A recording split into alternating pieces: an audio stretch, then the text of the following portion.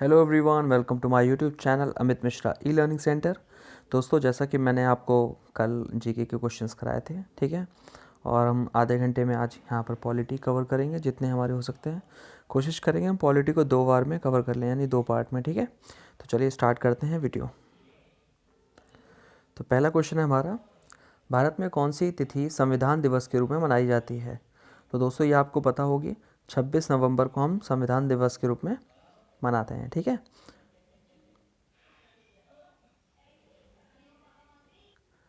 चलिए next question देखते हैं अपना। देखिए सेकंड क्वेश्चन है, फिर से वही है, कॉन्स्टिट्यूशन डे कब मनाया जाता है? तो ये आपको पता है 26 नवंबर को मनाया जाता है, ठीक है। और क्वेश्चन नंबर 4 है, भारत के संविधान के संदर्भ में निम्न में से कौन सा कथन असंगत है, यानी कि इससे तर्क नहीं खाता है, ठीक है।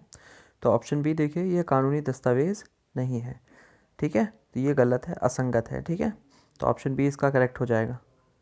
नेक्स्ट क्वेश्चन है, नेक्स्ट है क्वेश्चन नंबर 3, नीचे एक अभिकथन ए और कारण आर दिया हुआ है, ठीक है। तो कथन है हमारा, भारतीय संविधान 26 जनवरी 1950 से लागू हुआ, और कारण है 26 जनवरी गणतंत्र दिवस के रूप में मनाया जाता है, ठीक है। तो इसमें हमें बताना है कि ये दोनों सही हैं, गलत हैं, क्या है, ठीक है। तो ऑप्शन डी इसका करेक्ट है, ए भी सही है और आर भी इसका कारण भी सही है, ठीक है। तो नेक्स्ट क्वेश्चन देखते हैं, क्वेश्चन 5, संविधान सभा ने भारतीय राष्ट्रीय ध्वज को कब अपनाया था, ठीक है। तो ये 22 जुलाई 1947 को हमारा राष्ट्रीय ध्वज अपनाया गया था, ठीक है। तो ये आपको ध्यान रखना है। और कॉमन क्वेश्चन वैसे तो पूछा जाता है कि इनकी लंबाई चौड़ाई का अनुपात क्या है, 3:2 है, ठीक है, 3:2 है। वैसे ये क्वेश्चन एनटीपीसी के लेवल का नहीं है, ये जो पूछा जाएगा। चलिए नेक्स्ट क्वेश्चन देखते हैं, भारत के राष्ट्रगान के रचयिता कौन हैं, ठीक है। तो ऑप्शन ए इसका करेक्ट हो जाएगा, रविंद्रनाथ टैगोर। और एक और बात याद रखनी है, रविंद्रनाथ टैगोर जो बांग्लादेश का राष्ट्रगान है उसके भी रचयिता हैं, ठीक है, ये भी आपको ध्यान रखना है। और नेक्स्ट क्वेश्चन देखते हैं, मूलभूत अधिकारों में से ज़्यादातर हमारे संविधान के डैश डैश से सम्मिलित लिए गए हैं, ठीक है, यानी कि कौन से अनुच्छेद से लिए गए, कौन से भाग से लिए गए हैं, ठीक है। तो आपको पता होगा ये जितने भी हमारे मूलभूत अधिकार हैं, फंडामेंटल राइट्स हैं, ठीक है, ये भाग 3 में आते हैं और अनुच्छेद 12 से 35 तक इनका वर्णन किया गया है, ठीक है। कुल 6 मौलिक अधिकार हमें प्रदान किए गए हैं हमारे संविधान के द्वारा। नेक्स्ट क्वेश्चन देखते हैं, भारत एक गणतंत्र है, गणतंत्र का मतलब क्या है, ठीक है। तो आपको दोस्तों पता ही होगा, गणतंत्र का मतलब होता है राज्य का प्रमुख उसके लोगों द्वारा परोक्ष रूप से चुना गया या चुना जाता है, ठीक है। तो ऑप्शन सी इसका करेक्ट हो जाएगा, क्वेश्चन नंबर 8 का, ठीक है। और 2 का है, 4 मूलभूत अधिकारों में से एक का चयन करें जो भारत के नागरिकों और विदेशियों के लिए उपलब्ध होता है, ठीक है। तो हमें बताना है कौन से हैं वो जो विदेशियों के लिए भी उपलब्ध होते हैं। तो भाषा, लिपि और अल्पसंख्यकों की संस्कृति का संरक्षण, और ऑप्शन डी है इसका, धार्मिक मामलों का प्रबंधन करने की स्वतंत्रता, जो कि हमें आर्टिकल 26 यानी अनुच्छेद 26 में दी जाती है। ऑप्शन डी इसका करेक्ट हो जाएगा, यानी यहाँ पर अपने जो धार्मिक मामले हैं उसका प्रबंधन करने की स्वतंत्रता किसी भी व्यक्ति को दी जाती है। नेक्स्ट क्वेश्चन देखते हैं। देखिए मैं व्याख्या बहुत ज़्यादा नहीं कर रहा हूँ क्योंकि इसमें व्याख्या दी हुई है, आप पॉज करके आराम से इसको पढ़ सकते हैं, ठीक है। क्वेश्चन नंबर 9 है हमारा, विश्व के प्रजातंत्रवादी देशों में किस देश का संविधान सर्वाधिक लंबा और बहुत विस्तृत है? तो आपको पता है दोस्तों, भारत का एकमात्र ऐसा संविधान है जो सबसे ज़्यादा, अगर हम लिखित संविधान की बात करें तो सबसे बड़ा संविधान है, ठीक है। इसमें कुल 12 भाग हैं, 395 अनुच्छेद हैं और 12 अनुसूचियाँ शामिल हैं, ठीक है। नेक्स्ट क्वेश्चन देखते हैं।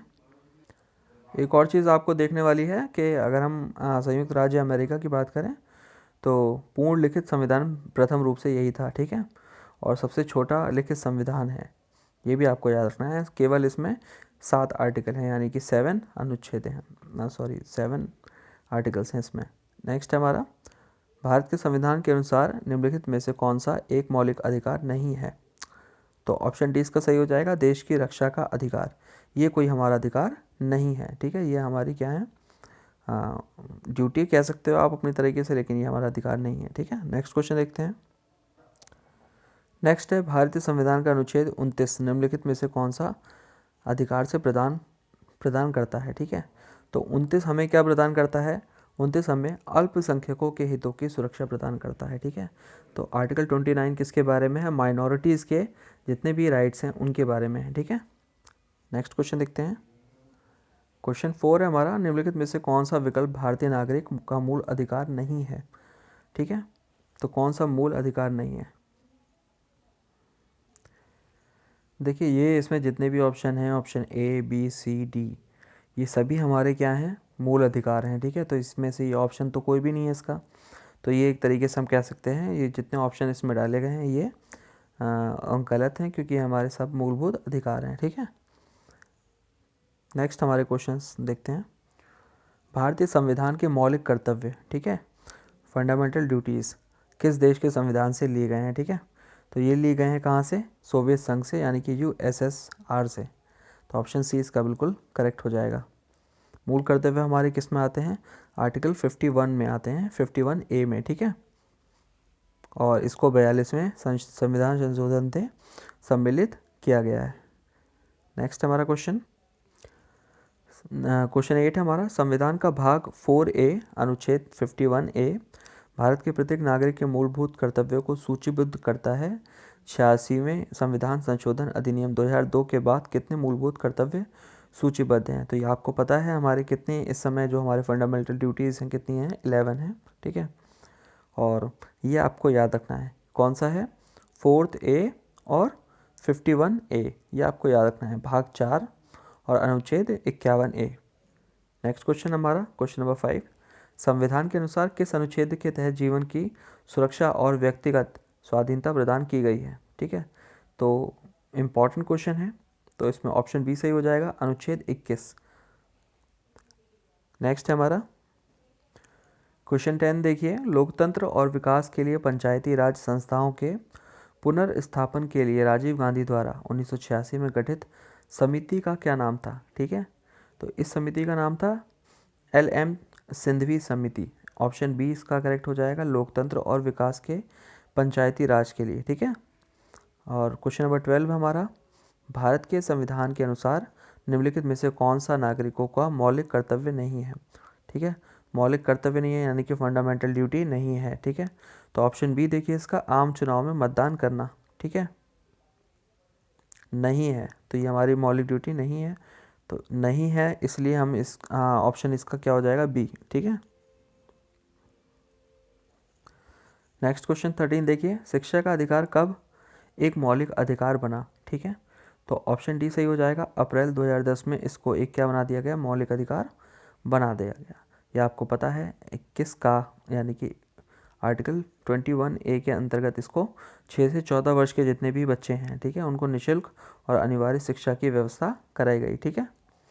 नेक्स्ट है क्वेश्चन नंबर 3, भारत के राष्ट्रपति को किसके द्वारा शपथ दिलाई जाती है? ये क्वेश्चन काफ़ी बार रिपीट होता है, तो ये आपको ध्यान रखना है। भारत के मुख्य न्यायाधीश ही जो हमारे राष्ट्रपति होते हैं, प्रेसिडेंट होते हैं, उनको क्या शपथ दिलाते हैं, ठीक है। ओथ सेरेमनी में वही उनको शपथ दिलाते हैं। नेक्स्ट क्वेश्चन देखते हैं। नेक्स्ट हमारा जो सेक्शन है राष्ट्रपति और उपराष्ट्रपति का ही है। तो पहला क्वेश्चन है, भारत में निम्नलिखित में से कौन से अधिकारी का चुनाव अनुपातिक प्रतिनिधित्व के आधार पर किया जाता है, ठीक है। तो किसका किया जाता है? राष्ट्रपति का, यानी कि रेशियो के आधार पे, ठीक है। नेक्स्ट क्वेश्चन है हमारा क्वेश्चन 4, भारत के राष्ट्रपति चुनाव में विवाद की स्थिति उत्पन्न होने पर फैसला करने का अधिकार किसके पास होता है, ठीक है। तो ऑप्शन डी सही हो जाएगा, उच्चतम न्यायालय के पास, यानी सुप्रीम कोर्ट ही डिसाइड कर सकता है अगर ऐसी कोई स्थिति उत्पन्न होती है, वो भी अनुच्छेद 71 के अनुसार, ठीक है। नेक्स्ट है हमारा क्वेश्चन नंबर 2 है, भारत के राष्ट्रपति के पद की शपथ किसके द्वारा दिलाई जाती है? अभी आपने देखा था भारत के मुख्य न्यायाधीश ही दिलाते हैं, फिर से क्वेश्चन रिपीट हुआ है 2016 में।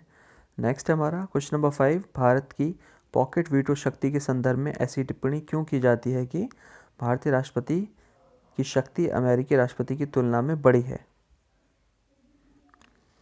तो इसका आंसर हो जाएगा ऑप्शन ए, भारतीय राष्ट्रपति की अनिश्चित अवधि के लिए बिल पर कोई कार्यवाही या तो सकारात्मक या नकारात्मक ना करने की शक्ति, ठीक है। वो जो वीटो होता है उसको राष्ट्रपति अपने पास रख सकता है, उसी को हम क्या कहते हैं, पॉकेट वीटो, ठीक है।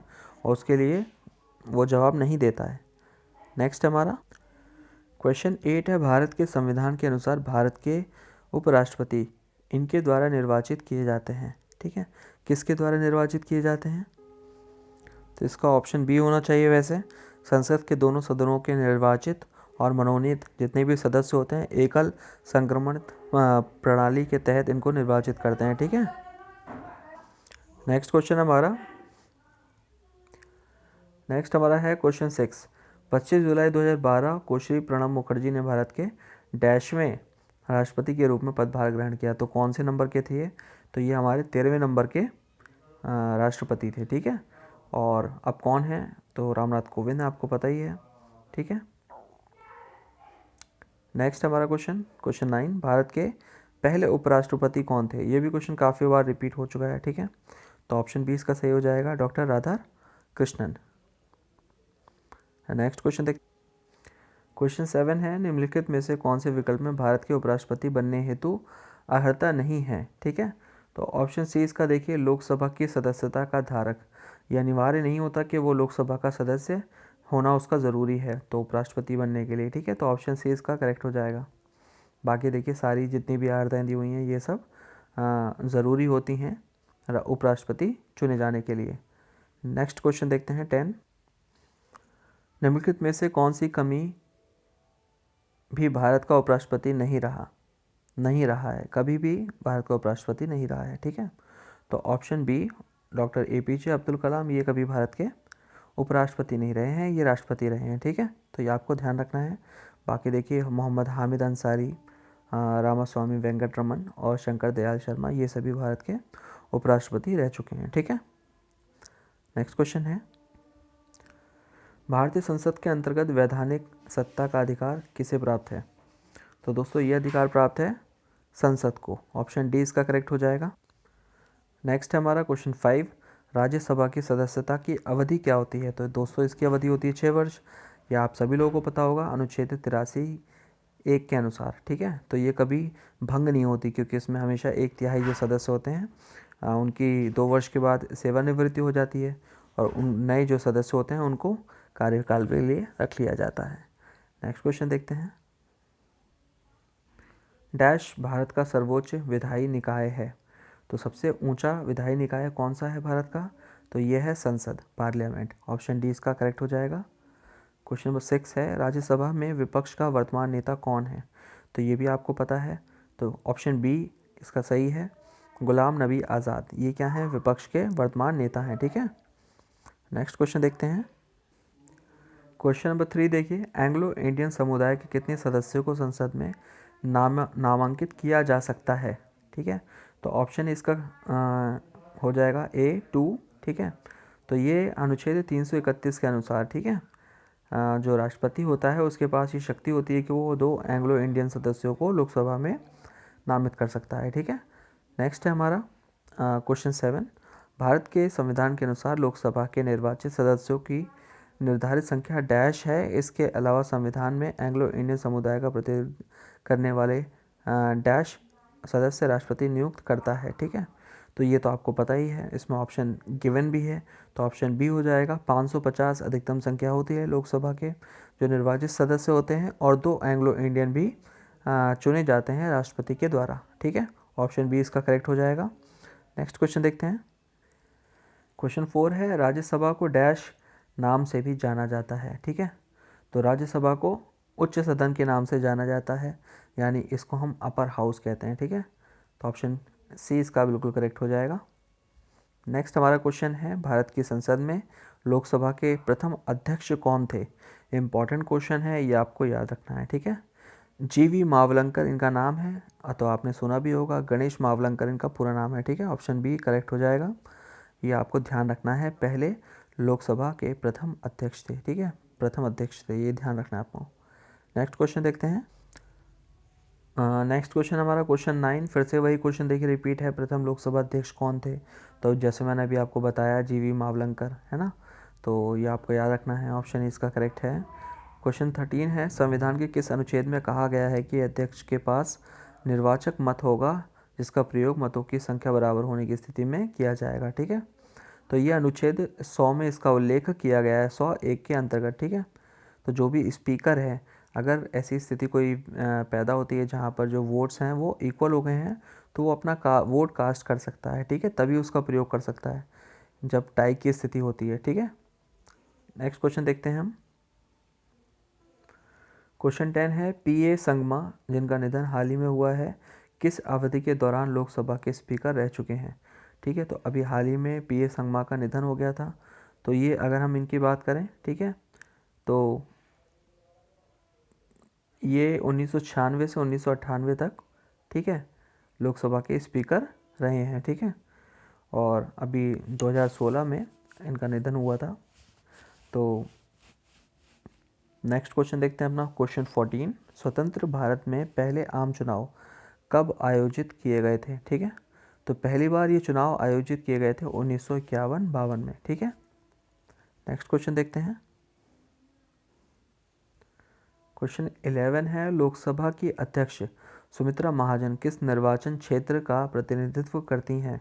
ठीक है, तो दोस्तों ये करती हैं इंदौर का प्रतिनिधित्व, और इंदौर की बात हो रही है तो सबसे स्वच्छ शहर की बात करें तो इंदौर ही है भारत में पहले नंबर पे। ठीक है, तो ये भी आपको याद रखना है, क्लीनेस्ट सिटी कौन सी है, इंदौर है। ठीक है, नेक्स्ट है हमारा क्वेश्चन 15। नीचे अभिकथन और कारण दिया हुआ है, इसको हमें देखना है ये सही है या गलत है। ठीक है, भारत एक सार्वभौम देश है, इसकी संसद दिल्ली में है। ठीक है, तो दोनों ही सही हैं। ठीक है, लेकिन जो इसका अभिकथन है और कारण ये सही है, लेकिन जो कारण है उसकी उचित व्याख्या नहीं करता। ठीक है, तो ऑप्शन बी इसका करेक्ट है। नेक्स्ट है क्वेश्चन नंबर 12, लोकसभा में अधिकतम डैश सदस्य होते हैं जो राज्यों के क्षेत्रीय निर्वाचन क्षेत्रों में प्रत्यक्ष चुनाव द्वारा चुने जाते हैं। ठीक है, तो इसकी अभी हमने बात कर भी ली थी। तो अधिकतम कितने होते हैं, सदस्य होते हैं 530। ठीक है, 13 राज्य से और जितने भी केंद्र शासित प्रदेशों से निर्वाचित होते हैं। ठीक है, 2 एंग्लो इंडियन जिनका मनोनयन कौन करता है, राष्ट्रपति करता है। तो कुल संख्या ये कितनी हो सकती है, 552 हो सकती है। ठीक है, नेक्स्ट क्वेश्चन है, लोकसभा के संदर्भ में सदन के नेता का अर्थ है। ठीक है, अगर हम लोकसभा के परिप्रेक्ष्य से बात करेंगे तो जो नेता हैं वो कौन है, प्रधानमंत्री या प्रधानमंत्री द्वारा नामित कोई मंत्री। ठीक है, तो ये आपको ध्यान रखना है। नेक्स्ट हमारा क्वेश्चन है, भारत के पहले गैर कांग्रेसी प्रधानमंत्री कौन थे। ठीक है, तो इसका ऑप्शन ए सही हो जाएगा, मोरारजी देसाई। ठीक है, और ये भारत के पहले गैर कांग्रेसी प्रधानमंत्री रहे हैं। ठीक है, इनका कार्यकाल भी आपको पता होना चाहिए, 1977 से 1979 तक। ठीक है, 2 साल का इनका कार्यकाल था। नेक्स्ट हमारा क्वेश्चन है, क्वेश्चन 17 है, लोकसभा की बैठक के गठन के लिए आवश्यक कोरम सदन के कुल सदस्यों का डैश भाग होता है। तो अगर हम इसकी बात करें तो ये होता है 10वां भाग। ठीक है, यानी कि एक बैठक होने के लिए कम से कम 1/10 भाग होना चाहिए सदस्यों का। ठीक है, यह अनुच्छेद 103 के अंतर्गत आता है। ठीक है, नेक्स्ट हमारा है 21, निम्नलिखित प्रधानमंत्रियों में से कौन भारत की आज़ादी के बाद पैदा हुआ था।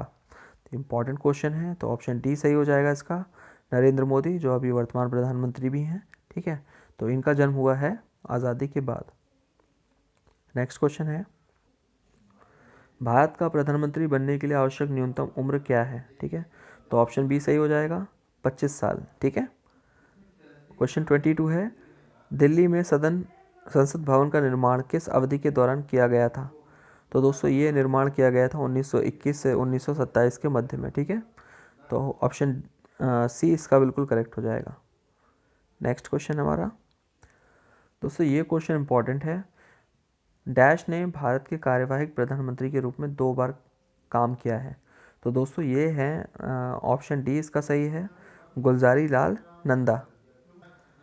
तो ऑप्शन डी इसका करेक्ट हो जाएगा दोस्तों, गुलजारी लाल नंदा। ठीक है, ये पहले ऐसे कार्यवाहक प्रधानमंत्री के रूप में इन्होंने 2 बार काम किया है, पहले ऐसे व्यक्ति हैं। ठीक है, और पहली बार इन्होंने 1964 में ये काम किया था, उसके बाद दूसरी बार इन्होंने 1966 में ये काम किया। ठीक है, ये आपको ध्यान रखना है, कार्यवाहक प्रधानमंत्री। इंपॉर्टेंट क्वेश्चन है। नेक्स्ट देखते हैं, राज्यसभा के सदस्यों का चुनाव किसके द्वारा किया जाता है? तो ये चुनाव किया जाता है राज्यों की विधानसभाओं के सदस्यों के द्वारा। ठीक है, राज्यसभा में कौन व्यक्ति होते हैं? जो राज्य की विधानसभाओं के सदस्य होते हैं वो लोग आते हैं और इस चुनाव में भाग लेते हैं। ठीक है, ऑप्शन ए इसका करेक्ट हो जाएगा। नेक्स्ट क्वेश्चन है, भारत के सर्वोच्च न्यायालय की स्थापना कब की गई थी? तो दोस्तों पहली बार इसकी स्थापना की गई थी 1950 में। ठीक है, 26 जनवरी 1950 में। तभी से ये गणतंत्र बनने के 2 दिन पश्चात यानी कि 28 जनवरी को इसने कार्य करना भी आरंभ कर दिया था सुप्रीम कोर्ट ने। ठीक है, नेक्स्ट है क्वेश्चन 4, सुप्रीम कोर्ट के एक तदर्थ शिखर के रूप में अस्थायी अवधि के लिए किसे नियुक्त किया जा सकता है? ठीक है, तो ऑप्शन बी सही हो जाएगा, उच्च न्यायालय के न्यायाधीश को। इनको एक अनिश्चित या अस्थायी अवधि के लिए भी नियुक्त किया जा सकता है। नेक्स्ट क्वेश्चन देखते हैं, क्वेश्चन 3 है, एक अभिकथन और एक कारण दिया गया है, बताना है ये कारण सही है या नहीं। ठीक है, तो ये हमें दिए हुए हैं, भारत में न्यायपालिका कार्यपालिका से स्वतंत्र है, न्यायपालिका सरकार का समर्थन करती है। ठीक है, तो आप लोगों को पता ही होगा, ए तो सही है कि जो भारत में न्यायपालिका है वो हमारी कार्यपालिका से स्वतंत्र है, उससे उसका कुछ लेना देना नहीं है। लेकिन जो इसका कारण दिया हुआ है, न्यायपालिका सरकार का समर्थन करती है, यह गलत है। ठीक है, तो ऑप्शन ए इसका बिल्कुल करेक्ट हो जाएगा। नेक्स्ट हमारा क्वेश्चन नंबर 5, उच्चतम न्यायालय के न्यायाधीश की सेवानिवृत्ति की आयु क्या होती है, यानी कि उसकी रिटायरमेंट एज क्या होती है? ठीक है, तो उसकी रिटायरमेंट एज होती है 65 यानी कि 65 वर्ष। ठीक है, उच्च न्यायालयों में ये जो होती है ये होती है 62 वर्ष की, या उच्चतम न्यायालय में कितनी होती है? 65 वर्ष की। ठीक है, यानी हाई कोर्ट में 62 ईयर्स तक कोई जज रह सकता है हाई कोर्ट का।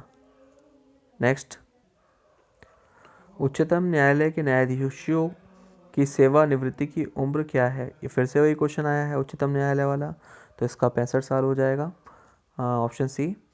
नेक्स्ट है, इसमें हमें अभिकथन और कारण दिया हुआ है, हमें बताना है कौन सा सही है और कौन सा नहीं है। ठीक है,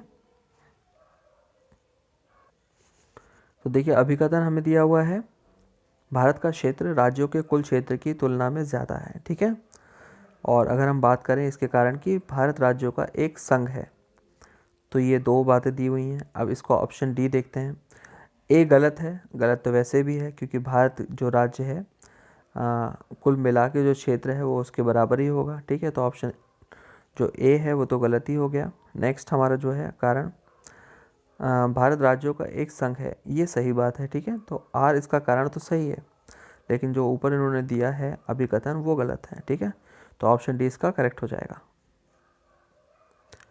नेक्स्ट क्वेश्चन देखते हैं, भारत के वर्तमान मुख्य न्यायाधीश कौन है? ठीक है, तो ऑप्शन डी बिल्कुल सही है, टी.एस. ठाकुर इस समय कौन है? वर्तमान मुख्य न्यायाधीश हैं। ठीक है, नेक्स्ट क्वेश्चन देखते हैं।